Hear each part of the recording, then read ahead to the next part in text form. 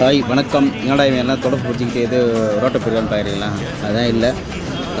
ஃப்ரெண்டை பார்க்க போகிற வழியில் பக்கத்தில் ஒரு பார்க் இருக்குது. அந்த பார்க்கில் ஒரு அம்மா வயசான அம்மா 2 பேர் வந்து கூட்டிகிட்டு இருந்தாங்க.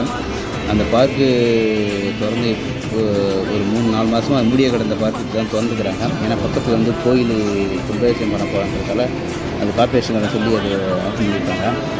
அந்த வயசானவங்க பார்த்தா ரொம்ப பாவமாக இருக்குது. அவங்கள போய் பார்த்தேன். அவங்க சாப்பிட்டீங்கன்னு கேட்டேன். சாப்பிட்டேன்ப்பா, இப்போ தான் சாப்பிட்டோம் அப்படின்னு கொஞ்சம் இருங்க அப்படின்னு சொல்லி கடையை போட்டு ஒரு ரஸ்க்கு பாக்கெட்டும் பிஸ்கெட் பாக்கெட்டும் வாட்டர் பாட்டில் எல்லாமே வாங்கி கொடுத்தேன். இதை சாப்பிடுங்க, இதை சாப்பிட்டு முடிக்கிறதுக்குலாம் நான் இதை கூட்டுறேன் அப்படின்னாங்க. ஃபஸ்ட்டு அவங்க வேணான்னு சொன்னாங்க.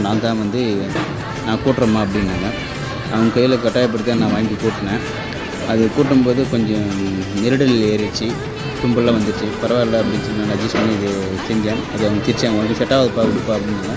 இருந்தாலும் நீங்கள் பரவாயில்ல, நீங்கள் உட்காருங்க, நான் இது கூட்டி காட்டுறேன் அப்படின்னா அவங்கள உட்கார வச்சு நான் அதை கூட்டி முடிச்சிட்டேன். அந்த பிஸ்கெட்டும் ரஸ்க்கையும் சாப்பிட்டு முடிக்கிறதுக்குள்ள நான் கூட்டி அவங்கள்ட்ட ஒப்படைச்சிட்டேன். ஸோ தன்னை அழுக்காகிட்டு தெருவு சுத்தமாக நினைக்கிற அந்தமாரி நல்ல உலகத்தை யாரும் தவறாக நினைக்காதீங்க. அந்தமாரி மாநிலத்தில் நிறைய பேர் இருக்கிறாங்க. அவங்களும் ஒரு மனுஷனாக ஒரு ஹியூமனாக நினைங்க. பாய்.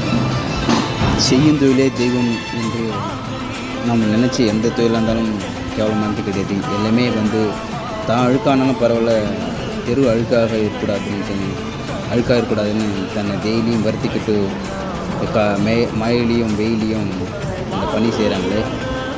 தான் அழுக்கானாலும் பரவாயில்ல, தெரு வெள்ளையாக இருக்குன்னு நினைக்கிறேன். ஒரு நல்ல